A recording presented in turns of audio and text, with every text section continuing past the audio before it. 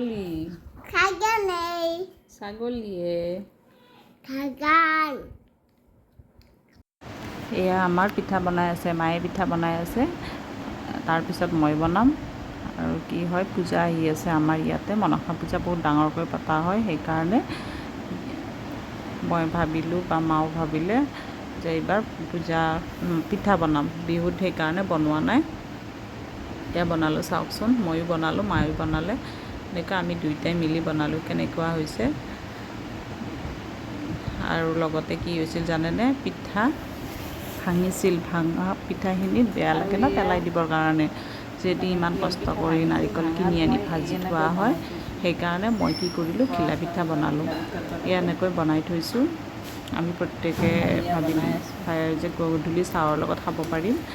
আৰু এনেকৈ আমাৰ অলপ ধেমালিও চলি আছে। পিঠা বনাই ঘৰৰ দুয়োটাই আমি ধেমালি ফূৰ্তি কৰিলোঁ। আৰু এনেকৈ দিনটো ব্যস্ততাৰ মাজেৰে গ'ল, ভালো লাগে ন, লগত কোনোবা এজন হ'লে। অকলে অকলে ভাল নালাগে। এয়া চাওকচোন, পিঠা বনাইছোঁ। আৰু আমাৰ ৰিধিক চাওকচোন, তাই মানে কিবা কিবি কৈ থাকে।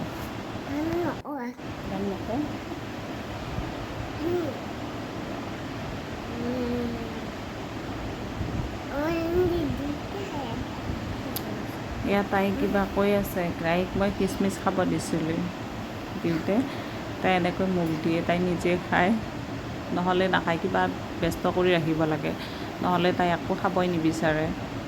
আজি যে কিবাকৈ খাইছে, ভাল লাগি গ'ল মনটো।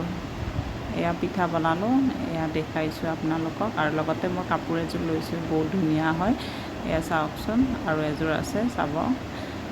ধুনীয়া ননী কটনৰ কাপোৰ, ভাল লাগে ন, চিম্পুল কাপোৰ এনেকৈ পিন্ধিব ভাল লাগে। গৰম যিহেতু, গৰম আহি আছে, গৰমৰ দিনত এনেকুৱা কাপোৰ পিন্ধি ভাল লাগে। এয়া কাম কৰি আজৰি হৈ এতিয়া ৰেষ্ট লৈ আছোঁ।